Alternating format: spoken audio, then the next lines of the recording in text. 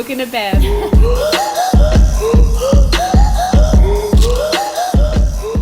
Hello everyone and welcome back to another episode of A Book and a Bev. This week we are reading Tower of Dawn by Sarah J Maas, aka the second to last book in the Throne of Glass series. Oh my god, we did it. In this book, SJM really was like, I can show you the world, shining, shimmering splendor. Tell me, stale lettuce, when was the last time you let your heart decide?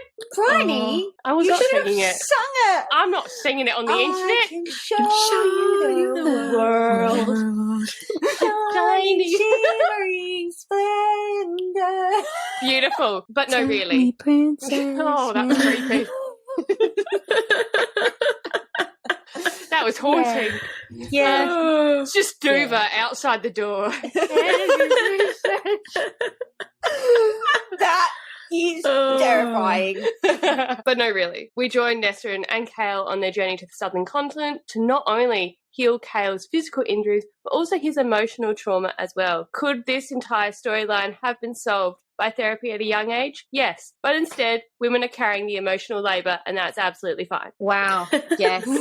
She's out here spitting facts, y'all. So what are we drinking, guys? Well, she's on the waters again. Her liver's very grateful for that fact. Well, I am drinking now. What I know. It's actually Jameson. Oh. I was supposed to be drinking something gold to like represent the light from Irene, like her light. You know, that shit. It kind of looks like actual shit. It does.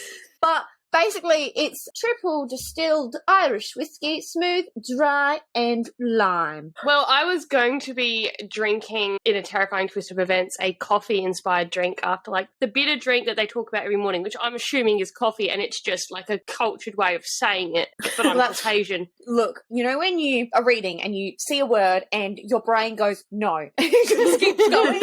That was one of those words. Yeah. Yeah. Well, I listened to the audiobook, so I can tell you it was cave. Cave. So it's like coffee, but cave. Okay. Coffee. But yeah, so I was going to do a coffee inspired. I was going to have like an Irish coffee vibe, but it's really fucking hot where we are right now. So I was not having a hot coffee. And so we're just drinking Jack and Coke. And I'm going to say it's inspired by Sartaq's beautiful dark eyes. Oh, my beautiful. God. That beautiful man. I can get on board with that. Much. I love that man so much. Well, that leads us into how did we all feel about Tower of Dawn? Well, I feel like you should kick it off if you're going to finish up with that beautiful man. Oh, look, you're not wrong. Okay. In the wise words of Georgia, screaming, crying, vomiting, shitting. Georgia's like, I've said wise words. Enlighten me. When? Come on. I can't pinpoint when that might be. I always forget how incredible this book is. Like, it's just so reliably good to me that you just go like, oh, yes, that's right. It's just beautiful. And every time I pick it up, I just cannot explain all the ways which, like, this book absolutely kills it for me. It's like Nesrin. It's Irene, which I'm going to warn you now. My brain goes, why? Reen, urine. I think it is like, I feel like it's said like quickly. So it's like, it's Earring. like earring. Earring? Earring. Earring. Earwig. Earrings. She's Earwig. actually just a pair of diva earrings. Oh, diva. That's from It's the like past. one of those like 3 for 15 sets. Yeah.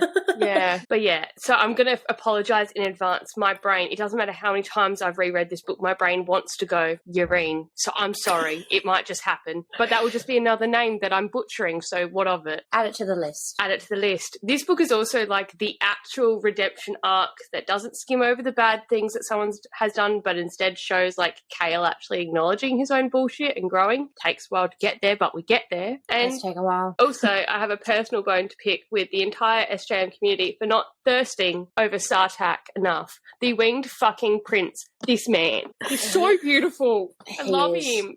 He is everything I need and more. Well, okay, so as you all know, I kind of struggled getting into this one. The change of pace was pretty drastic, and I just have zero love left in my heart for Kale. So I just really couldn't care less about his journey to legs. Let's just remind everyone, Ellie in Crown of Midnight, she's like, you can't tell me that these two aren't destined to be together forever.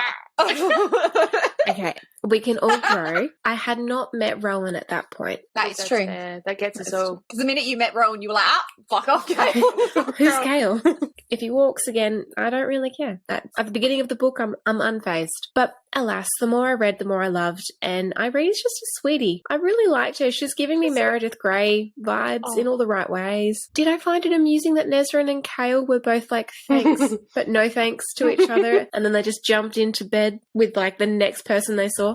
Yeah, I did. But you know, your girl loves a love story, and we had 2 for the price of 1 here, so I'm not one to complain. We did. Well, I feel like I've started every single, book with, my intro like that. Whenever I'm asked to speak about these books, I'm like, because it's just love, trauma, sadness. This one is of absolute joy, because this series, it delivers for me. At every single turn, it's just throwing curveballs. I'm dodging. There's all types of crazy shit. Just throw. It's just all coming. So we're fighting. I love both Ellie and I have tilted our heads, and we're just watching you dodge that gaggle of foreshadowing. This fucking book is brilliant. Yes, this book is different. It's a different pace to the last book we read, and it is hard going from Empire of Storms to Tower of Dawn. But Tower of Dawn is just beautiful in its own right. It has so many different things. As I said, it's totally a different pace, but you've got to kind of go on the journey. You're literally going on the journey with Kale. It literally goes from Kale being the giant fuckface that he is, and then facing his own shit, but then finding a woman who has a tough exterior but a heart of gold, similar to him in ways. And it was just exactly what I needed for him, from him. Yes. But yeah, I'll say it again. Every single thing in these books is for a reason. Nothing is just mentioned willy-nilly. We need to note everything. Irene, for example, here she is playing a huge fundamental role in this game that is life, when she was just the little old healer that Aelin gave some coin to, on the streets. Just passing out those bills. Yeah, but she just stood in front of it and made it rain. I think it's so important in every one of Sarah J Maas' series. Just never think that something is mentioned just willy-nilly, because it's not. Yeah, I'm learning that. There's a special lady who's just weaving all of these wonderful things, traumatic things. Her brain terrifies me. Does it not? Oh, God. How can one woman? How? Shame. Does she have a plan? I'd really like to ask her. Does she have a binder? When you start book 1, do you know how book 8 is going to end? I'd argue that most authors know, all right, this is where I want to end. But she's like, okay, I know I want to end here, but I also know I want to go on these 7 specific tangents to get there. Yeah. And each one is just as interesting as the next. Yeah, each one could be its own storyline, its own series. There's also enough within the first couple of books that relate to specific details of the ending that it's how did you know that in book 1 when you were 16 and writing this? Yeah. She's just crazy. She's just... Shout out to SJM. Let's dive in. We start Tower of Dawn with part 1, The God City. And we start off with Kale and Nesrin arriving on the southern continent to meet with the Kargan and to try and convince them to join the war against Erewhon, essentially. Just to start off with, in unsurprising news, Kale is not vibing with his wheelchair, really struggling with his current mobility situation. I will say, I love from page 1 that we see that Antica, the capital of the God City, is this shining empire built on diversity and inclusivity. Yeah, that this country was conquered, but they didn't then shit on everyone they'd conquered. They brought them all in. And we get this quote from Kale where he's like, perhaps the mosaics provided a vision of what Ardalan might have been, Kale mused, as the murmurings of the gathered court flitted between the carved pillars and gilded domes ahead. That is, if Ardalan hadn't been led by a man controlled by a demon king hell-bent on turning the world into a feast for his hordes. Yeah, look. It's a bit of a situational difference difference, but you know. Shoulda, woulda, coulda. And we learn a little bit about the history of the southern continent and how its rulers basically have to fight for the right to rule. Like, it's not in the order of birth, and it's common but like not a given that siblings will just kill each other off. Yep. But it's also, I found, a really unexpected level of respect for the process. Like, it's not like, oh, we're a vicious den of vipers and everyone hates each other. It's like, I still love my sibling, but I may have to kill them. Yeah. Interesting. Respect. Yeah. I'm unsure. Yeah. I think more like, why don't you just all be friends? In a surprising plot twist, Georgia is actually the person from Mean Girls being like, can we just bake a cake? Can all be friends? She doesn't even go here. one of the siblings is just like, to Kale, doesn't even go here. But on a Literally. serious note, if this was to apply in the British royal family, so I'm thinking about the children, like the bottom line, because we've got some cousins in the mix too here. I'm thinking Prince Louis is going to fuck him up. Did you see that kid on Jubilee? He was like, Oh my god, he was so funny. he's like my kid, like headbutting you 1 minute and then kissing you the next. Like, you just don't know what to expect from him. We're then in Nesrin's point of view. We've kind of mentioned it, but kind of not. Like, in previous books, Nesrin was an immigrant to Ardlin, and she was not treated well in Ardlin. Think white America with immigrants. That's the vibe. So she wasn't comfortable, and even when she's spoken with Cal before, she's also said that Ardlin wasn't her home, that she's always thought that the God City was her home. And from her perspective, this is what she's feeling. Her people, a blend of kingdoms and territories, yes, but here there were no slurs hissed in the streets. Here there would be no rocks thrown by children. Here her sister's children would not feel different, unwanted, and that part of her, despite her thrown back shoulders and raised chin, her knees indeed quaked at what stood before her. Oh, I just love Nesrin. Ness of the Rim. Ness of and the Rim. The rim coming home. Oh, I just love it. And it just makes for like such a beautiful round circle at the end, you know? Yeah. Eurus, or Uranus, as we may now call him, Yeah. the cardigan of the southern continent, meets with Kale and Nesrin, but the vibes are off. Iffy vibes, if you will. Iffy. iffy. He's like, MTV, welcome to my crib. And he basically says to Kale, go on, skedaddle, give it a red hot crack with the Tori Renesmee. the Torre Renesmee healers. Kesme. The Torre Yes. Renesmee, what a name. Torre Renesmee. So I'm still yeah. not over that. That was just fucking shambles. Stephanie Meyer, what were you doing? Oh, that CGI baby, though. So yes, he's basically like, you're not going to convince me to join the war. I'm very comfortable here. All of his children are present, and we meet a few of them. So we meet Sartaq, Huzzah, Huzzah! Huzzah, Uru. Ubu! Huzzah! Kashin, Like cash in. Cashew nut. Cash in, you bet. Cashoon. Cashew. It's actually just Argan. 10 minutes of white women trying to say ethnic names. Ethnic names. Literally. Argan and Duva. Like a duvet, but not Duva. But not. But wait, everyone hold your horses. One is missing. The youngest one. Tiramisu. Tumaloon. Tiramisu. I was like Tumalin, but Turmeric. we're trying really hard. I just want the listeners to know we are trying really, really hard. It's okay. Listen, This one is dead anyway, so it doesn't really matter. So she's dead. She's dead. Therefore, your She name is does dead. not matter. Tower. Okay, so Turmeric is dead.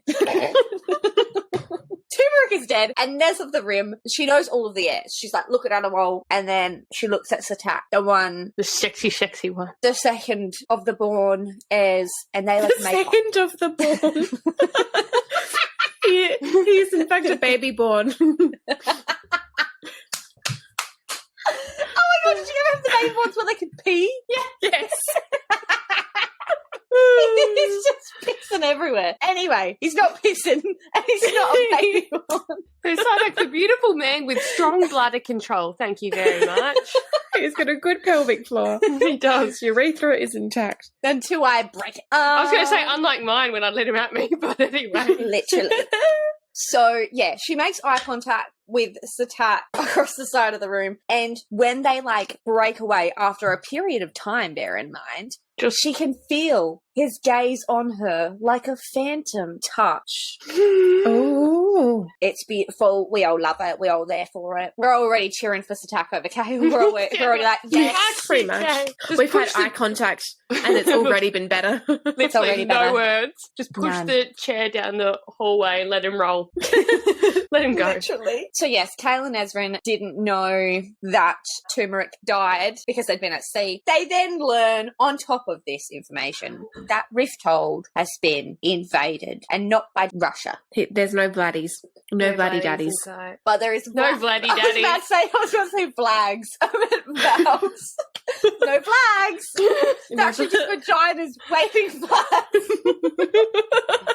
It's the Valg with their It's bab. a very large vulva, actually, just flapping in the breeze. Oh, Anyway. God. Right. So Nezra and Kale are in shock. We all would be if we were invaded by a bunch of marching vulvas Waving flags. waving flags. In their Haviana thongs. Oh, God. Tiny babies just running at them. It's actually the baby boards and they're just pissing They're just pissing everywhere. Just pissing. With their torches, they're lighting fires. Pissing. And then pissing on the fires. We start the fires, but we can also put them out. They're like You double SES agents. You see how good I am? Look at this multitasking. It's lighting on fire. Why are you pissing on it? Someone lights a fire, the other one runs over. Got their own little army of little babies. Okay. Oh my Anyway. god. Anyway, we're just gonna keep going. They end up receiving a private visit from Prince Karshan. Karshan. A car. Cation. A car in the Akasha? Like the steam jet? A Fakasha. A Fakasha. He's a Herbie bread. It's Karshan because it sounded like caution and my brain was like, red flag. He basically thinks Tumaloon's death is a little bit sus. She apparently jumped from a building, but he's like, nah, not her style. She wouldn't Not her have jumped. energy. No, Not she her would have energy. done something way more crazier than that. He's like, she would have gone out with a fucking bang. Karshan hints that he's open to the war if they can help him figure out this murder mystery. So it's kind of like Cluedo, but now we're in a different location. So Yes. Oh my god. when Karshan leaves, we discover that the servant assigned to Kale is up for a little bit more than just serving. Well, she's like- serving looks, one, because she's hot. She's got she is. baps. That. Again, no description of personality other than boobs. That's They all know it what- needs. they know Like, what I we- don't I retain know her what I name. I think No, it's neither do Karja, I. actually. I think Yeah, it's Karja. Oh, yeah, correct. It's like Cardigan. Cardigan's long-lost sister, Karja. Carjack. It's actually just Oh. a carjack. Oh my god. Oh. Okay. Yes, she's assigned to serve Kale, but in more ways than one. So she's like, hi, let me help bathe you. If you like, I can touch your penis for a bit. It's part of my job. And he's like, no. Hard no. I get Hard very no, because I'm uncomfy. actually not hard. Yeah, I'm not sure what my peen can do anymore, and I'm not sure if you're the one I want to find out that with. So, no thanks. He's in a bit of a tizzy right now, and he just wants to run home and find Dorian. But Gay lover. he's gay, love it. That he would find out if the peen was working. He would. It would not Surprised be a he doesn't question. find out just then by thinking about Dorian. Oh, he should have. Nez of the Rim is a bit in a worse state than Kale because she's got no idea what's happened to her family. Because remember, they were invaded, Rifthold by the tiny babies and, well, actually, wyverns and Yeah. witches, but still. Shockingly enough, it's not all about fucking Kale. Shocking. Yeah. So both of them combined, it's just a beautiful recipe for disaster. Yeah, they're a bit stressed. We go to the next chapter and we meet Irene. I'm really proud that I said Irene. Good job. You did that intentionally as well. She has been training at the Torre for 2 years and has magic. Glorious, lovely magic. Irene happily pays the price for using magic in order to help heal people. She's a giver. We get this quote which is, if it meant saving a life, Silver had granted her a gift and a young stranger had given her another gift. That final night in Inish 2 years ago, Irene had no plans to waste either. I love her so much. I love Irene. We then meet Hafiza? Hafiza. Hafiza. Hafiza. Her fees are $4.50 an hour. We meet Hafiza, the healer on high, aka the leader of the Torre. And you'll notice that I'm not saying Sesme, I'm just going to call it the Torre in all of the Torre notes. Chesme. And Hafiza is giving me like McGonagall vibes. Like she's that little bit of a quirky, little bit stern, little bit funny, little bit lovely, like teacher vibes. Yes. And we also get some more backstory into the southern continent, and we get this quote, which is, yet another clever thing the Khaganate had done upon patching together the kingdoms and territories during their years of conquest, keep and adapt the gods of everyone. So there's like 36 gods just chilling in this city. That's It's a full lot. house. Hafiza believes that Irene is the heir to the Torre, but Irene's obviously set on going back to the north to help. Hafiza has one final task for her: help heal Kale. Irene is like, absolutely not. Ardlin is shit. This man is definitely full of shit. You know, I've got all this trauma. And we get this quote. Hafiza gave her a small, sad smile. It is not my own healing that is needed. Irene knew that the healer on high did not mean the man's healing either. She swallowed against the thickness in her throat. It is a soul wound, Irene. And letting it fester these years, I cannot blame you. But I will hold you accountable if you let it turn into something worse. And I will mourn you for it. Big yikes. That is just so fucking beautiful. She's so wise. So wise. Oh, just so much. I just love her. And also, just like casually, Irene has been holding on to this like little handwritten note for like 2 years. And on sometimes it has been the sole thing that has kept her going. And it is a note written by a stranger who had saved her life and granted her more in a matter of hours. Irene had never learned her name, that young woman who had worn her scars like some ladies wore their finest jewelry, the young woman who was a trained killer but had purchased an education. So many things, so many good things had come from that night. I do like the quote that like the young woman had worn her scars like someone wear jewelry, and a couple years later Aelin is wearing her Baba Yellowlegs scar necklace. Just That is so good. love it. Just a little nod. Oh, beautiful. Well, now we're back with Kale and Nesrin, and they're waiting for Irene to arrive. But they're both still really brooding and weren't really like talkative souls to begin with. So why would they start chatting about their feelings now? Other than that, his girlfriend thinks her fambam are dead, so he may think to, you know, show some sort of compassion towards her rather than just thinking about his dead legs. Like there's bigger things going on right now, Kale. Yeah, literally. It wouldn't kill you to just be like, are you okay? Yeah, would you like to just, I'm here if you need. Yeah. I understand this is a tough time. Thoughts and prayers. That's all he needed. Thoughts and prayers. Alas, none. None of the above were done. So then Irene enters, and the first thing that Kale notices are her boobs. Tatas. Not really. It was her beautiful eyes. But Irene stares at him with something like surprise and anger. To enemies to lovers story. It is. Like, basically, nearly all of the relationships in this book are, other than Nesrin and Sartaq and Dorian and Manon. Adian and Lysandra. Oh, yeah. So, no, there's maybe only 3.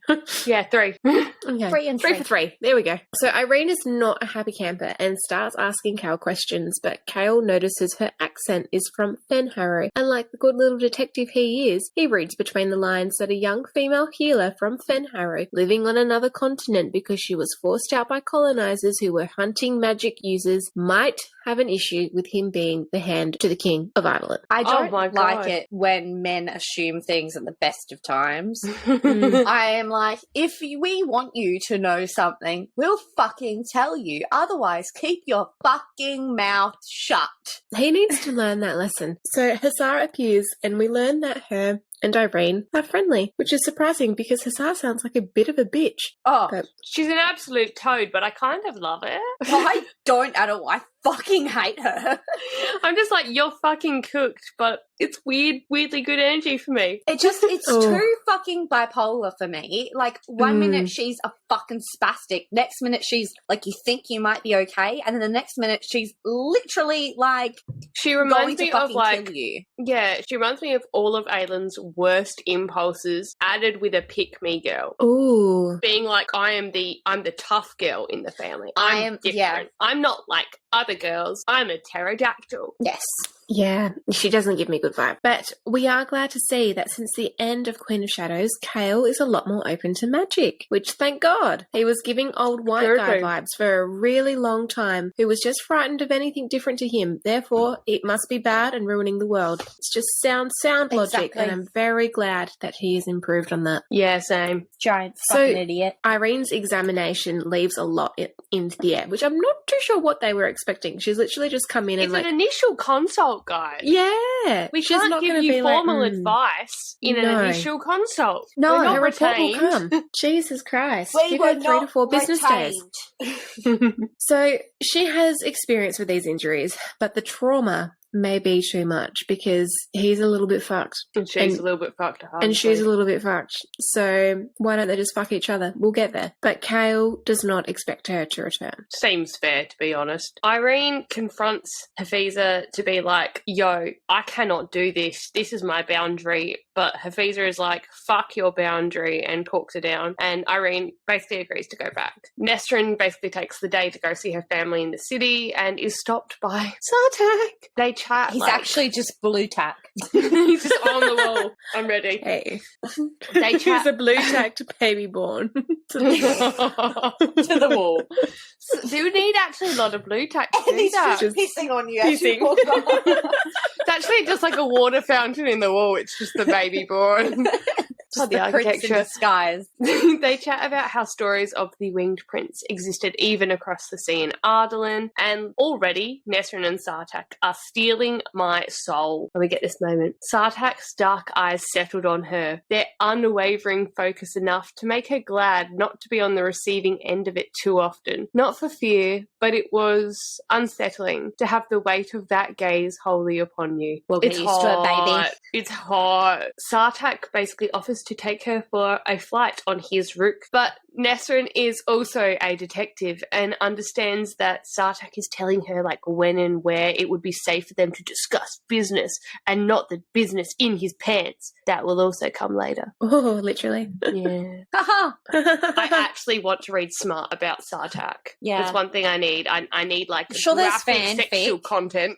So, next chapter, Cal tries to do some political manoeuvring and he fails miserably because no one is surprised at this man failing because that's what he does. He then shits bricks, like little bricks, when Nesrin doesn't return from visiting her family, and he feels like he can't assist her, he can't help her, and you know it's all on him, you know, like his life is just really hard. Anyway, so Irene appears for dinner, and Kashin metaphorically lifts his leg to piss on her and marks her as his. That he does. We then learn that Kashin is not being considered as heir because he's just not sharp enough, which sucks to be him. The sharpest tool in the shed. No, Yeah. Oh, darling. I do love that there is literally that moment where Kale's like, oh, yep, it's not him. Yeah. Yeah. Irene gives Kale some hints at dinner through like silent, stealthy glances. She's like, me and you, we're going to fight that darkness tomorrow. So when Nesrin appears late that night, Kale is very upset because how dare she do this to him. They exchange very harsh words because of course they do, and he falls asleep wanting her to come to his bed. She's like, no. Bye. I didn't not understand why he... Okay, let me phrase this correctly. How his brain works. Yeah, I understand Yes. the stress, but I also... Yeah. Have you never just had like a good night with your family? Well, actually, no, he hasn't. That's very true. But she's also like, this is the first time she's actually learned that her family are safe. So she's like relieved. She's catching up with old family. Yeah. Like he's safe in a palace. Yeah. That man, he doesn't process other people's feelings very well. No. Stupid cunt. But it's fine. And also, he's like, oh, like, I'm scared because if you were in danger, what was I going to do? And it's like, well, you've been useless every other time someone's been in danger. So what are you going to do? Make it worse? Yeah. Yeah. The only person that he has saved is Fleetfoot when he dove into that portal to save the dog. But even then, Aelin had to save them both. Well, then that happened as well. Yeah. He's just like, he's constantly putting himself in danger and getting rescued by other people. Yeah. Or he's just getting kidnapped. He's just out there Just getting kidnapped. minding his own business like, oh, fuck, again. Okay, here's your intake pamphlet. You are now the 5th kidnapper for this month. Congratulations, you get a coupon. Stamp it, you get a free coffee on entry. I know how this goes. Here's my hands. Tie me up. Maybe just let Aylin know. I'll be here. If you put it in this particular knot, I actually quite enjoy that. My boyfriend does that to me sometimes. Just ignore my erect penis. I'm going on a different track. The kidnappers are like, we've made a grave mistake. Anyways. Okay. So Irene then shows up to heal Kale and is catching iffy vibes between Kale and Nezrin. Nez of the Rim ends up leaving and they get cracking Kale's spine back into place, just like a glow stick, just snapping that shit back in. We now begin the trend that becomes Irene and Kale arguing. And now this actually sounds quite a lot like my relationship. It's basically just us giving each other shit and then actually turning into proper arguments and then being like, wait, that brought us closer together. Respect. Oh, love you. Moving on. Like that. Usually it just turns me and Aiden into a yelling match and then I'm like, fuck off. And he's like, oh, it wasn't really anything. And then by the time I wake up, I've actually just forgotten it because I've got such a bad memory. I physically cannot remember. There's been a point where I have the whole argument in my head on my own and I've had the argument, I've resolved the argument and we're done, but he's never known it's happened. That sounds like the more so in a couple peaceful way weeks' to go. time, he does the same thing again and I'm like, why are you fucking doing it again? And he's like, what do you mean again? He's like, this has never happened. Brian's like, oh, okay. Yeah. Irene is like, absolutely not on this ableist shit that Kayla's ranting and raving about. You can do so much to help the world despite of his limitations. And we do have this quote. There are choices in my past, he said tightly, that I have come to regret, but I can only move on and attempt to fix them. Fight to make sure they do not occur again. He jerked his chin towards the supplies she'd set down, which I cannot do whilst in this chair. And then she says, you certainly could do such things from that chair, she said tartly and meant it. And it's like, Love yes, it. Kale. Love Yes, it. you fucking well could. It's just called motivation, sir. Get some. Yeah, sort out your priorities. Irene ends up giving Kale some an exercise regime. She's like become his physio, and she's noticed that his legs are starting to atrophy, which is not a good time. Not a good time indeed. So she encounters something dark and terrifying when she probes her magic into his spine, which is like the exact spot that the King of Ardalan hit when he was battling Kale, which again, just it makes me laugh picturing Kale battling the King of Ardalan. And really, the only thing that made that fight go on longer than it would have in any other circumstance is because Aelin had slipped the Eye of Elena into his pocket. So it was offering him some protection. That was gone. Instant. Saved. So Kale, she's like, what the fuck is going on? What is in your back? Like, what has happened? And he gives her some details and is like, please don't say anything because this cannot leave this room. And she's like, hush, hush, your secret is safe with me, Dr. Patient Confidentiality. All that jazz. So as they are discussing things, Irene admits that she plans to return to the North Continent to work as a sex worker. Kale understands that... sorry, I just wanted to say sexual healing, if you will. It's actually sexual healing. Beautiful. Okay. Irene admits she plans to return to the North Continent to work as a healer, and Kale understands that she's trying to see what he will do. If he will throw around his power in Ardalan to blackmail her into helping him, and then he's like, no, you don't understand, I wouldn't do that. I'm a nice boy. And she's like, well, you did serve the king for fucking yonks, so I don't know, sir. Your morals seem a little cloudy right now. Kale basically says to Irene, like, he wasn't told, he wasn't in the room when bad things were happening, but he was also looking the other way as he had blinders on for his boyfriend Dorian. And we get this quote, which just basically describes Kale's mental state. The quote is, so you may look at me with resentment, Irene Towers, and I will not blame you for it. But believe me when I say that there is no one in Aurelia who loathes me more than I do myself. Jesus. Sucks to be you, Kale. Sucks to be you, Kale. So then Irene is taking a casual bath in what is called the womb. I can only imagine it just floods once a month. It's essentially hot springs where every healer has signed their name on like this little bell that they can ding. Sounds great, fuck it up. Irene hears a voice that tells her that she must enter where you fear to tread. And it's like, could you imagine if you just had this random voice appear in your head for the first time in your life? Bath. You're in a bath in a room called the womb. You're thinking about doing something crazy, and then it's like, you must go where you fear to tread. You're like, okay, I'll do anal. Beautiful. Beautiful joke. That was gold standard. Thank you. So, in fact, it's not anal. It's just the task of healing Kale, which, yeah, that sounds pretty scary. As does anal, to be fair. As does anal. So this young healer ends up coming in and she's very upset, and Irene starts comforting her and she's starting to work out what she needs to do to try and heal Kale. And the young healer is like, my patient died. And Irene's like, that's very sad, but death happens. You'll get used to it. Harsh advice, but also very true. And then at dinner, casual conversation takes a turn and Nez of the Rim is tasked with approaching Sartaq. My favourite man! That night, there is a storm, and Irene is in the library studying in the middle of a storm. Classic stitch up. And we discover that the library at Victoria is inhabited by 36 bast cats. And they just run the joint, essentially, which is what all cats do, basically. Hang on. 36 specifically? Specifically. After all the gods.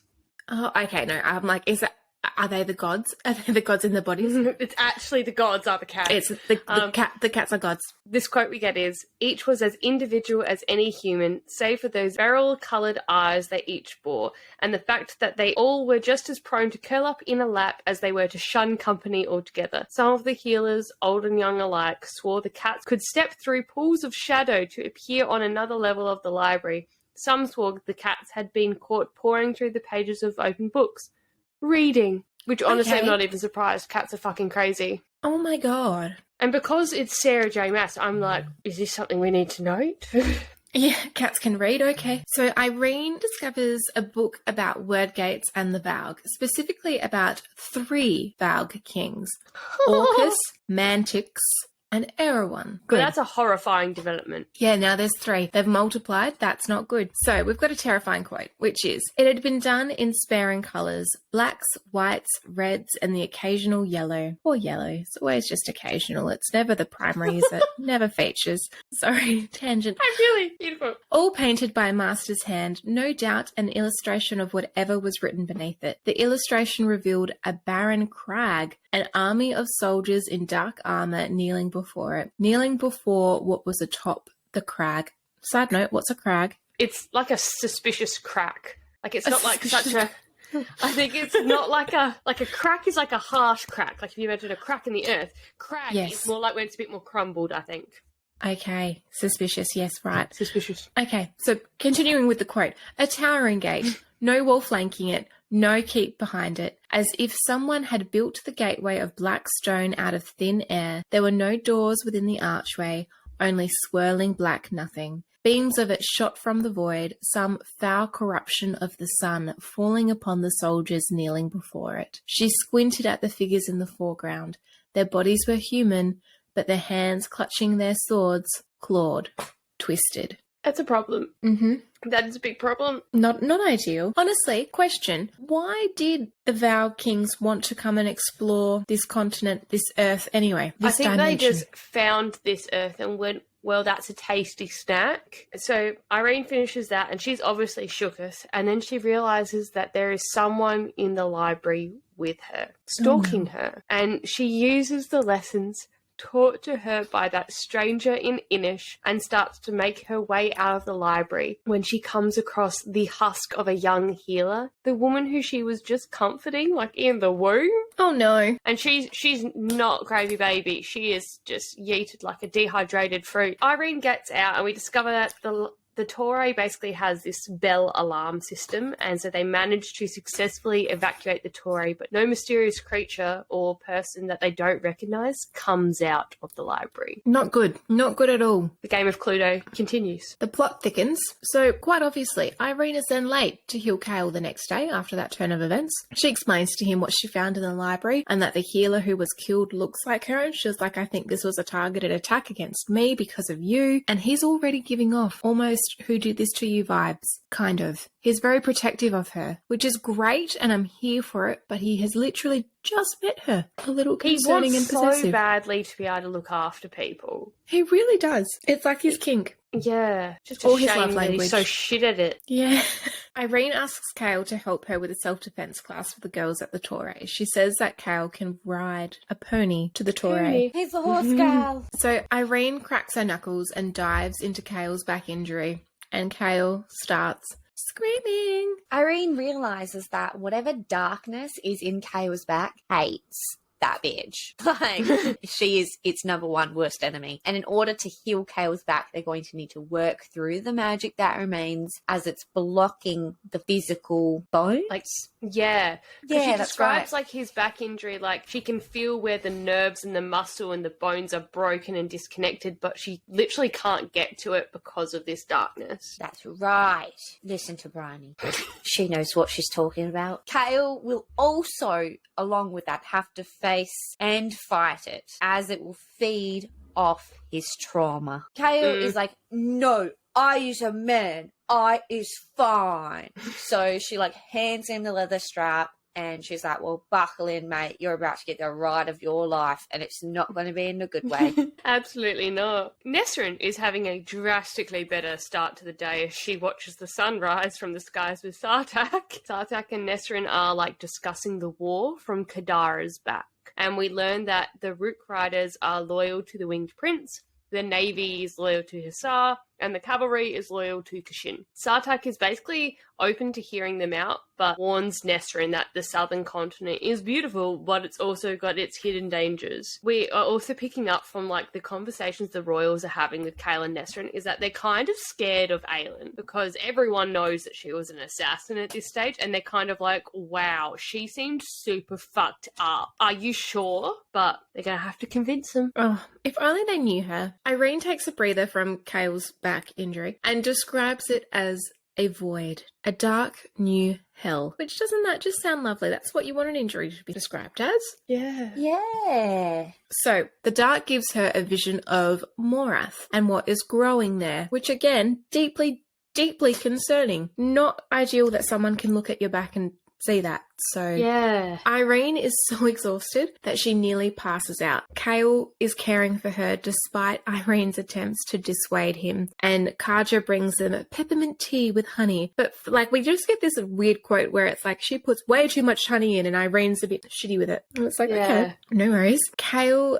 makes them another cup with the perfect amount of honey. It's like Goldilocks and the Three Bears. Just the right amount. Just the right amount. So as she goes to leave, she realizes that they've spent 5 hours in that screaming fest, and Kale didn't ask her to stop because he loves the pain. It gets him off, really. Whips and chains excite him. She realizes he thinks he deserves the pain. And we get this quote. Glimmers had sometimes shivered past her. Nothing she could make out, but they had felt like memories, nightmares, perhaps both. Yet he had not asked her to stop, and part of Irene wondered as she trudged through the palace if Lord Kale had not asked her to stop, not just because he'd learned how to manage pain, but also because he somehow felt he deserved it, which, I mean, on one hand, there are certain things he does deserve, but on the other, we all need to overcome that. That night, Nesrin goes out hunting in the city for Vogue and encounters Sartaq. They have a vague conversation, basically confirming what is going on with all the demons just like being out and about. And Sartaq notes that many would have run away from Ardalan, like rather than spend a summer hunting demons in sewers in a city that hates you. And Nesrin is like, well, I am just that bitch, so what of it? Sartaq and Nesrin bond over losing family, and Sartaq offers to discreetly put out word to his spies to keep an eye out for Nesrin's family fleeing Ardalan, which is like super sweet, and he really didn't have to, but he did, and I love it. He then joins Nesrin on the hunt for Vogue. I like him. I love him. Hunting the vag.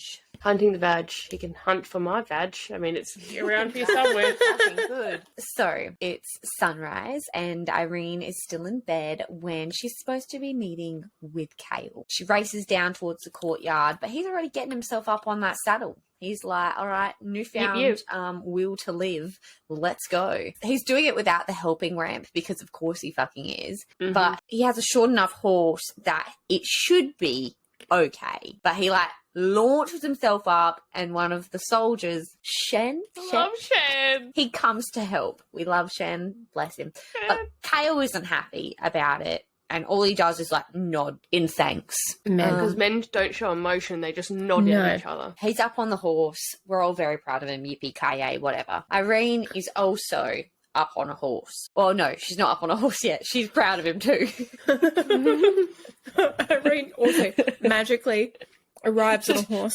She disappears on a horse. He tells her that if he's riding, she is too on that dick. When she gets up, though, her leg is exposed. Her leg is exposed. And Kale is absolutely taken aback by this exposed leg. He's like, you know what, my legs don't work, but yours do, and that one looks nice. So they ride out of the grounds, and Kale is very happy. Whatever, we don't give a fuck.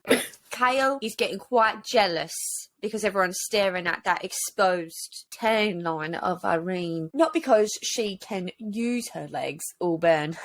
No, because they are very sexy. All burn. All burn. They have a little chit chat, and Irene's like, you need to chat about what happened. You know, you need to get it off your chest. I'm here to chat with you if you want. He's like, absolutely not. I'm a man. I don't talk about my feelings. And she calls him an ass, which we all agree with. And he actually does too, because he laughs back. And it's like, it's a slight moment between them. And we're like, oh, is this friendship blossoming? Is that what's happening? What about Nez of the Rim? But also I'm like, but Nez of the Rim's quite having a good time over there with the... Yeah, Kale, honestly, forget Nez of the Rim. She's doing fine. Leave her be. She's doing fine without you. In fact, all of your former lovers are. So they arrive at the Torre Renesmee, and there are all these girls there ready for training. And also the healer on high is there. They are reintroduced, and Irene instructs the acolytes to assist Kale with the dismount of the horse. And it does not go very well. Kale basically feels like he's lost his independence, which I can understand in a way, going from being a very active walkabouts man and then now not being able to walkabouts very much. But then he like almost gets like dropped off the horse by these little tiny girls who are trying to help him.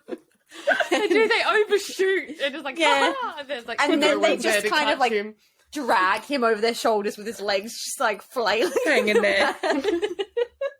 It's actually hilarious. It's really funny. Look, Kale, it's not funny right now, but it'll be funny in about a week's time when we can look back on this encounter. We sound like dickheads for laughing at it, but it's just funny because now. of who you are as a person, not your disability. That's exactly right. Like, he's just getting dragged like a sack of potatoes at this point. By this gang of, like, essentially schoolgirls.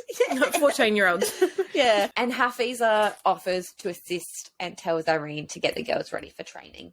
Kale is not fucking happy. But Hafiza is like, Irene means well. And we get this nice little quote, nice little trauma bomb. There are many other scars, my lord, beyond the one on her neck. Big yikes. So Kale is trying to like pull himself together, to his credit.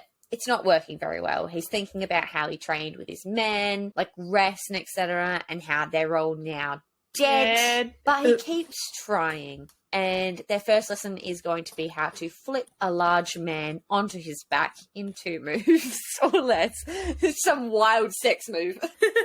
And then you just easily slide into 69. Reverse cowgirl. He wants to demonstrate. He's just sit back. Right. So they're finishing this exposition training.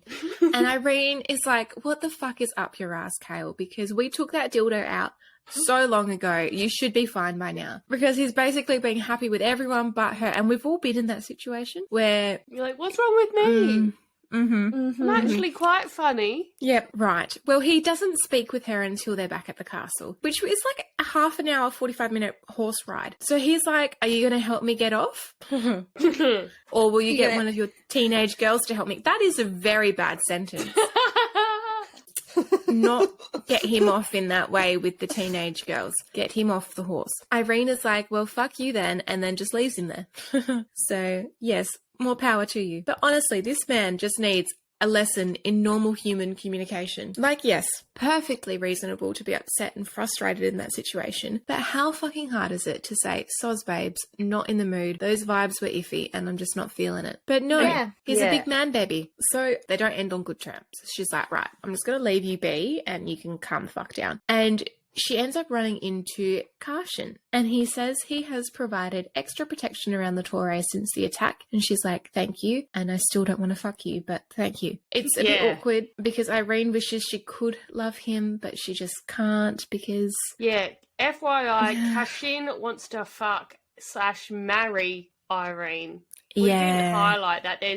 We didn't. One-sided sexual tension there. I think we've all been in that position as well, where there's one guy who just won't take no for an answer, and you're I was going to say, have we all been there, where it's like you're an immigrant in a country where the guy that's interested in you is like an heir to a throne, where they'll kill their siblings and their partners. Big yikes. Yeah, that actually happened 3 years ago to me. Believe it or not. I am also a gifted magic healer. I was literally like, oh my god, did So it? when she leaves him and turns the corner, Kayla's there. And they go back to his rooms and then Nesrin is there. It's just a big reunion. She's like, whoa, you rode a horse? She's shook. She's very excited. Oh my god, you're a part of the Saddle Club now? I'm so excited. Love that show. I rode a big giant fuck off bird, but well done on riding a horse today.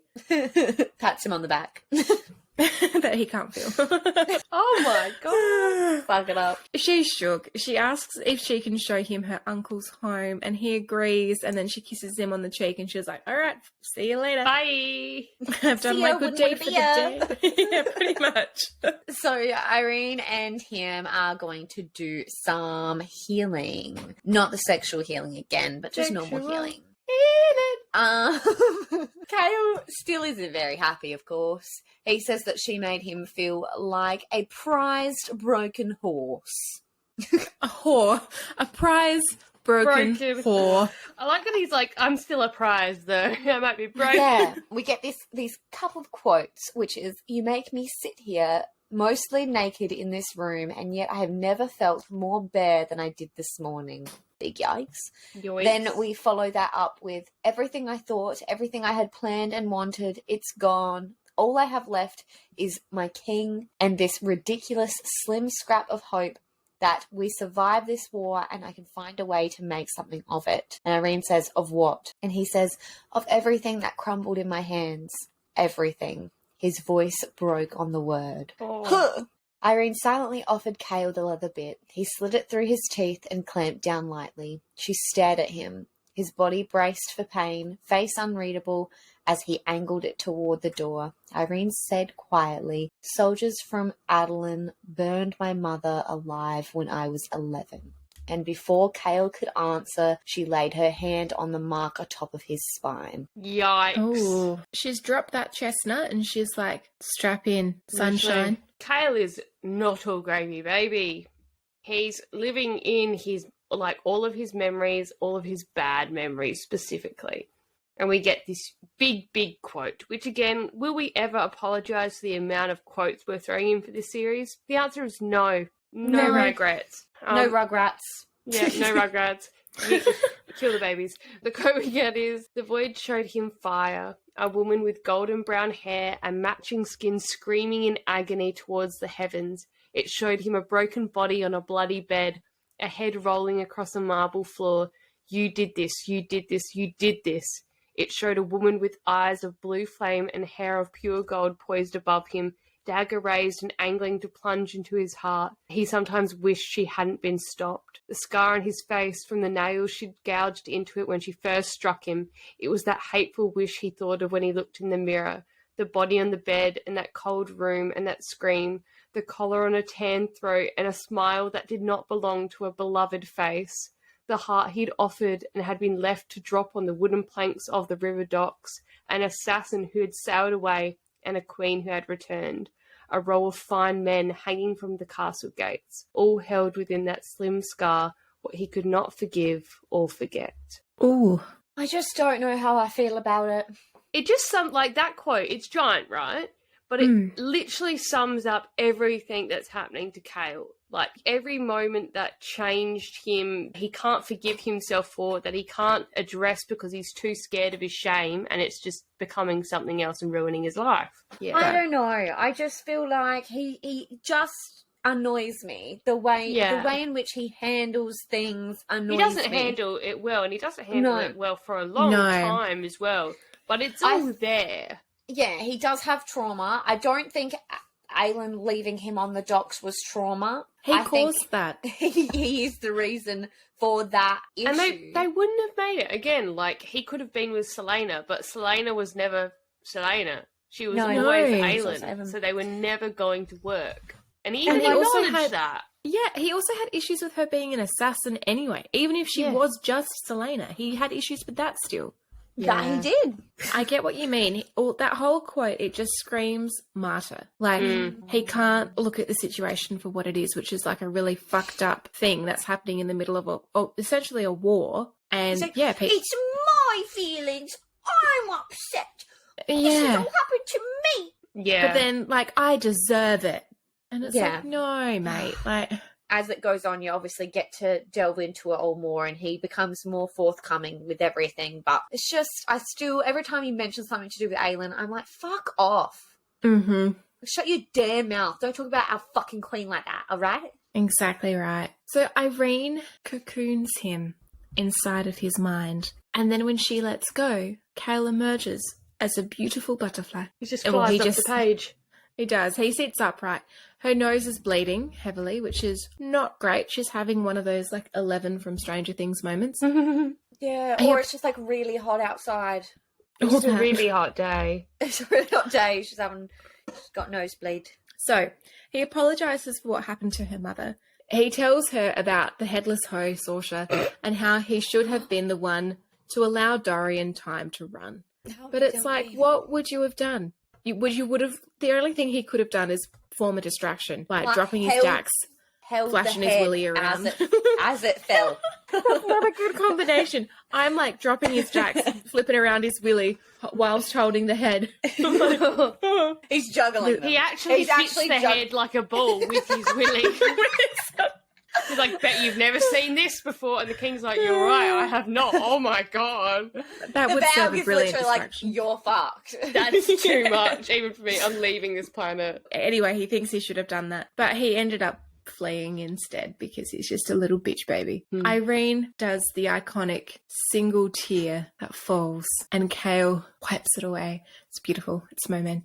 The door opens. It's a distraction from the intimate moment that was the tear licking, but it's only the peasant. Things are fine. Irene looks down for a moment, but then whips her head back to Cale because he is curling his toes. You see, the tear licking has done something for him, and it's a toe curling moment. It was very stimulating. Nesrin is visiting her family, and they are discussing, like, just the general vibes of having a family split in 2 different countries. And we learn that Nesrin can sing, which is just a fun little side plot of this story. Things, obviously, like they do with family, they turn to current events when you're just having a chinwag, and they discuss the war. And we get this quote: "But Nesrin's aunt gave her a knowing look, steel in her brown eyes, as if she too did not forget for one moment the family who remained in Ardalan and perhaps now tried to flee to these shores. Her aunt simply said, 'The rooks will not fear wyverns.'" It's just accurate. But I don't know necessarily if they'll beat them, but they definitely won't be afraid of them. So Irene and Kale are both over the moon. She smiles at him and he just stares at her smile like an absolute fucking creep. But she's super happy and she doesn't even care. She's like, you can stare at my fucking smile. Irene ends up visiting Huzzah after healing Kale and we learn about how they first became friends. And it's because Huzzah had a tapeworm and made Irene tell her stories as it was removed, and they just became friends through that. The second time Irene had met Huzzah, she was stuffing her face with food and said these words. Too thin, she told Irene by way of greeting. She needed a fatter ass for her lover to grip at night. And I fucking love that. I love that energy. Huzzah indeed. If we haven't clarified, Huzzah is a glorious lesbian. So Huzzah gives me like a weird, uneasy vibes, but like we really like her. It's fine. She's like to Irene, I need to know more about what is going on with the armies, like the forces outside, and I need to know right this fucking second. And Irina's like, why do you need it? And Huzzah is very blasé about it all and basically says that if you don't get me this info, I'll make it very hard for you to fucking leave. Which is where we get the fucking whiplash. Yeah, Huzzah. What is going on trying to read there? for you, honey. Don't make it more difficult. Kale is wanting to organise a meet and greet with the Kargan, but he's not at dinner that night because remember he's grieving. Tourmaline jumped, maybe not jumped. Turmeric, she went for a fall. It was like Humpty Dumpty times 2. Oh my god. So he kisses Nesrin, but there's no feeling in it. It's like kissing your cousin, except it's not Rowan. Oh no, not the cousins again. Ellie. Sorry. Everything is just bad vibes, except for his little wriggly worms, aka his toes. It's like Wriggly they worms? Wriggly worms. That's where we decided, out of all of the ways you could have gone with that, you went wriggly worms. All right, babe, then your notes, not mine. No, they're mine. That's why I laughed so much. Because I was like, oh, I remember writing that. That was a good one. The next day, he wakes up and Irene isn't there. So he's like, you know what? I'm going to go fucking see her myself. So he mounts his little pony with Shen's help and goes to the Torre. When he arrives, Hafiza is like, oh, hi, how are you? And he's like, where's Irene? Apparently, she's sleeping. And she was so tired that she slept for a day and a half, which is my literal dream. I would sell my soul for that much consecutive sleep. You'd need to pee so badly afterwards, but it'd be worth it. So, the next day, Irene wakes up and Kale is already there. Horses are ready. And he's like, you're not touching me unless you are rested. And she's like, fuck off with your male entitlement. I can do what I want, you little bitch. Sit in your chair. Yeah. True. He keeps smiling at her and pushing her buttons, and they end up going to visit some of her patients before she starts working on him. There's banter and flirting, and is it just me, or are we starting to vibe with Kale? Are things changing? We've got feelings. Have you We've got ever, some sexual tension. ever felt like this? Same things happen when I Going around the twist. It's a blast from the past. Oh my god, it's not his curls toiling. It curls toiling. Bronny just had a stroke. Why does my brain do this? That's what I wanted to say, was that it's not his toes curling, it's actually just the fish in his dick. Just Oh, fuck. All right. Well, we go from that. Basically, they're going to heal like an old man with a really bad sickness. And Irene is really tentative and kind with him. But when she finishes, she tells Kale that the sickness won't go away. And she's just buying him some more time. Kale doesn't want to go back to the palace, so they just go visit another one of her patients. It's a mother who went through a very hard labor a couple of weeks ago. When they arrive, the lady like runs out with a giant fat fuck off baby in her arms. And we get this baby born. Yeah, it's just a giant pissing baby born. And we get this quote.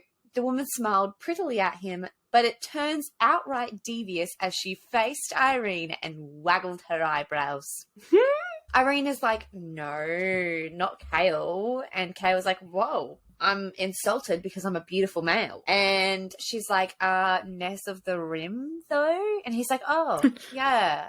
I forgot to get it, girlfriend. I am with her, yeah. Yeah, we're all very convinced, Kale. You fuckface. So, we find out that Nesrin invited him to the celebration with her today because she's seeing her family, you know, all the things. But he declined, and instead, he's here with not Nesrin, and it's like, yikes. There's no rims present.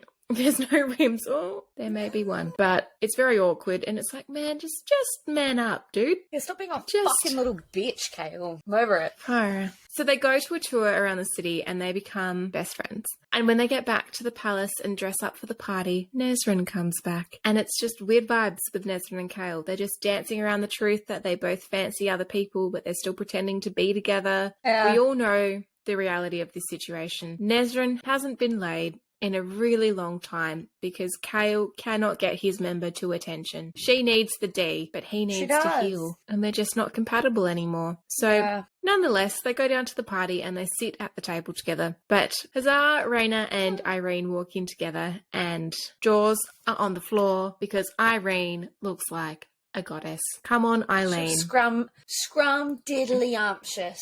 And all of the princes and all of the men are like tits. Damn. Absolute magical baps. Now, I believe the word that Georgia used was bazooka. Bazooka! Hazar walks over to Nesrin and is like, move. Yeah, very weird vibes. Apparently, it's very impolite to only sit with your own friends. Can't relate. Try to move us to assigned seating and it will not work well. Nesrin moves though and she ends up sitting with Sartaq and Irene sits with Kale. The conversation is being listened to and watched, so they keep it to a minimum. But then the dancers come. Entertainment. There's some nudie dancers. There's titties, tatas, vaginas. It's all everywhere. Everywhere. And Kayla's like, wow, you know who'd love this? My boyfriend. You get this quote. Perfect, precise movements. Their bodies merely instruments of the music. Beautiful, ethereal, and yet tangible. Aylin, he realised, would have enjoyed this too. Greatly. Damn straight. She loves the titties on the tartars. All right, so this is something that I've not figured out. I've been to a strip club once. Unfortunately, it was male strippers. That is unfortunate. And their dicks were flaccid. So as they're gyrating in your face, it's just floppy dick. No. But when you think about it, would you want them to be fully erect? It's just like whacking you in the face. Neither way is good.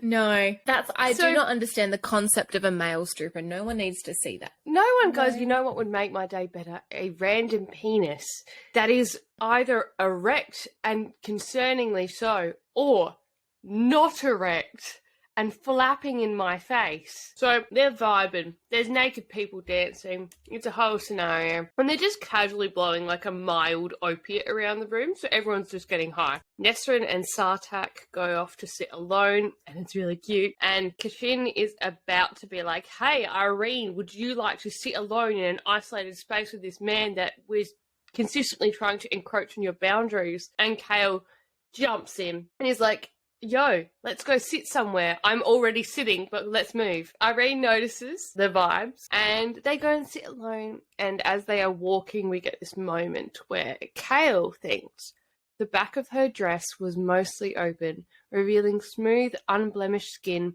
and the fine groove of her spine. It dipped low enough for him to make out the twin indentations in her lower back, as if some god had pressed his thumbs there. Jesus, Kale. Oh, you dirty dog. You absolute dirty dog. They sit and, like, the smoke starts making them a little crazy. She strokes his arm and they discuss, like, Hazar's threat. She basically tells him that, like, she is being forced to ask him questions and she needs an answer. And, like, specifically, she needs to know where Aylin is. Kale puts his hand near her neck and, like, strokes a thumb down it. And it's like, oh my god, stale lettuce, what are you doing? But we get a couple quotes here. He looks over and he sees Nesrin with Sartaq and he thinks he waited for a tug of jealousy at seeing Nesrin smile to the prince, whose body was the pinnacle of relaxed, his arm draped along the back of the couch behind her and ankle crossed over her knee. Perhaps he just trusted Nesrin, but nothing stirred in him at the sight. Yeah, the reason why nothing stirs is because he just simply doesn't like her anymore. No one is shocked. We then get this next quote, which is Skulls Bay, he threw out. Tell her fire can be found at Skulls Bay. It was perhaps the one place Aelin would never go, down to the domain of the pirate lord. He'd heard her story once of her misadventure with Rolf, as if destroying his city and wrecking his prized ships were just another bit of fun. Heading there would indeed be the last thing Aelin would do, with the pirate lord's promise to slaughter her on sight. Also just Isn't that funny? Kale, He knows nothing. yeah, wrecking his prize ships, just another bit of fun. I'm like, mate, she saved rescued slaves. 200 slaves. So that ends up snapping them very quickly out of the haze. But there's still a little something there. And Irene looks guiltily towards Nesrin before she walks to Hazar to get her an escort. As she leaves, she turns back once more and we get this quote. Even across the nearly 100 feet of polished marble and towering pillars, the space between them went taut, as if that white light he'd glimpsed inside himself 2 days ago was a living rope, as if she'd somehow planted herself in him that afternoon. In a surprising twist of events, Irene has actually just jizzed in Kale. She's impregnated him. Yeah, he She is is- carrying her child. Shocking twist of events. Kay was pregnant. So he goes back to sit with Nesrin and Sartaq at the end of the night, and Sartaq walks them back to their suite. When they go back to their suite, it's super awkward. Like, Nesrin knows something is up, and she thinks, like, I'm gonna go with Sartaq to, like, the Rook Rider's home. And Kayla's like, but why? Like a baby. But he knows. Nesrin also knows. Everyone knows. But he asks her to stay with him for a while and to tell him about her family, because remember, he promised to go and meet her family, and he hasn't. No, he has doesn't. bailed on it multiple times. He just does not give a flying fuck. She is telling him about her family, but there are these unspoken words between them. I know, I know, I know. She knows him and, like, Irene want a coochie flip-flop. Oh. You're so welcome. Fucking hell, Georgia. Nesrin speaks to Kale basically about her family until he falls asleep, and we get this quote. With every glance, those unspoken words still echoed. I know, I know. Kale let Nesrin talk and listened until her voice lulled him to sleep because he knew too. And I actually kind of vibed that when two people are like, hey, we're actually just on different paths. It's just not working. So Irene isn't doing well. She's tossed and turned all night, and then she got off because she was like, I'm feeling some kind of way. She's left feeling unsatisfied though. She's like, it wasn't the real thing. And it's probably because she doesn't own the main attraction by pure romance like Absolutely. the three of us do. Shout out to Sammy at Pure Romance.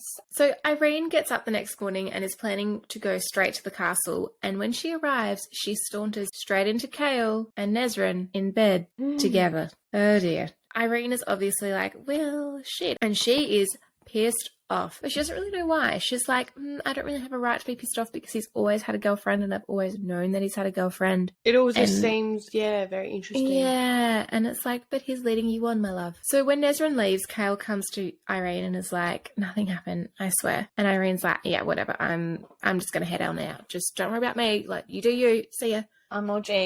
Okay. It's iffy vibes again, but Kale just gets distracted over the books that Irene brought in, which is like super relatable. Yeah. He tells her that the ancient language / symbols in the book of the beginning are word marks. Kale is shook and they end up having to pretend they're talking about something else while Irene hides the books and the scroll. They are super, super stressed. They pretend that they're talking about Kale going to the library to do some reading, but really they're going to look for more books about the word marks. Irene ends up whispering to him that they need to make sure that everyone hasn't let his brothers out from the realm that they were banished to. And the quote is, I'm sure you and your companions are adept at this whole saving the world thing, she mused, earning a snort from him. But I would make sure you know for certain which one it is. She took up a perch on the thin lip of a golden sofa cushion that his body did not cover. Kale twisted his head toward her, the muscles in his back bunching. Why? And she says, because if they were merely banished to their realm, who is to say they aren't still waiting to be let back into our world? Well, that is horrifying. So Kale is freaking out. He's like, oh shit. He tries to grab for the bit. You remember the leather strap? The strap on. Irene gives him. Mm-hmm. Grabs that dildo. Oh, that's how she's come in him. She's got one of the the ones that actually can come. He's trying to grab for the bit so Irene can start again, but she asks who gave him the scars on his cheek. We know the answer to this. He goes quiet and refuses to say anything. She then asks about another scar, and he goes less rigid at that and says that his father gave that to him when he was a boy. Some beautiful family bonding. So then they dive straight into the healing. And whilst they're doing that, Kale is deep diving into his own trauma. So we have this quote. He had chosen and it had cost him. He had picked and he had endured the consequences. A body on a bed, a dagger poised above his heart, a head rolling on stone, a collar around a neck, a sword sinking to the bottom of the aviary. Then Irene's memories take over, and she shows him a happy memory of her family before they were killed. When he wakes up, he can now move his foot and has like a tingling up his legs, but he can't see Irene. When this first scene like popped into his head, I thought it was like a dream of him picturing his future with Irene, like they've got a little girl. And I was like, it's too early to be daydreaming about children, Kale. And we don't need another pregnancy scare right now, guys. Absolutely We're going to war. Keep it in your pants. Fuck. Seriously. So he finds her sitting out in the garden and she's crying. And it's because she's forgotten what her mother looked like, which is very sad. She tells him of her journey up until she got to Inish, and she says she knows how Kale got that wound on his spine. She says she will continue to help him fight it, and they decide to go get dinner together like normal people. In Nesrin's point of view, like, we feel for her. Because she knows mentally she's checked out and she's like, me and Kale are done. She's been a replacement for 2 women already in his life and now a 3rd, and she's like, YOLO, you only literally live once. She arrived to see Sartaq because she's like, I need to make myself feel better. I know just the beautiful and you know what, prince. I do feel better. I do feel better. He invites her to come with him to the Rook Riders. She says that she needs to discuss it with Kale, but then she realizes that Sartaq is leaving now. And she's like, were you not going to say goodbye? And he's like, I thought you'd be preoccupied, you know, after last night's antics. With the opiates. She's like, oh, fucking day? Like, what the fuck? And then we get this absolute gem. The prince gave her a roguish smile, finishing off his long braid and picking up his spear once more. I certainly would take all day. Literally chokes. So he leaves in an hour and she needs to make a decision, and we get these heartbreakers and we feel really bad for her. She had not told Kale that she'd seen his toes move last night. She'd seen them curl and flex in his sleep. She had cried, silent tears of joy sliding onto the pillow. She hadn't told him, and when he'd woken, let's have an adventure, Nesrin Falik, he'd promised her in Rifthold. She had cried then too. Oh. And then we go on. She would have an adventure for herself this one time. She would see her homeland and smell it and breathe it in, see it from high above, see it racing as fast as the wind. She owed herself that much. She owed it to Kale as well. Oh, I just feel so bad for Nesrin. I love Nesrin so much though, because it is like super hard to leave a relationship even when you feel like it's right. Like that relationship's run its course, it's done. It's still really hard. And she's just looking out for herself and she deserves so much goodness. And I just love her. She does. But we keep going with the fucking brilliant quotes. She's just like, fuck it up, I'm coming. And she says that she'll leave a note for Kale, which basically says, I have gone with Sartaq to see the Rukin. I shall be gone for 3 weeks. I hold you to no promises, and I will hold none of my own. Fuck it Big yikes. up, sis. She ends up going to find Sartaq waiting for her atop of his rook. Sartaq whispered in Nesrin's ear, I was praying to the eternal sky and all 36 gods that you'd say yes. She smiled, even if he couldn't see it. So was I, Nesrin breathed, and they leaped into the skies. That is just like goosebumps for me. So that's where we are leaving part 1. We will pick up part 2 next week from chapter 25. And we hope you'll tune in for that chaotic energy. I really wish it didn't take us 3 hours for 24 chapters. I can't speak. I think I'm having a stroke. Look, it's that kind of night. And It's that also, kind of night. we had a lot of tech problems too. Yeah. We did. On that note, guys, thank you for tuning in for another episode of A Book and a Bev. We'll be back next week, but in the meantime, please like and follow us on Instagram and TikTok.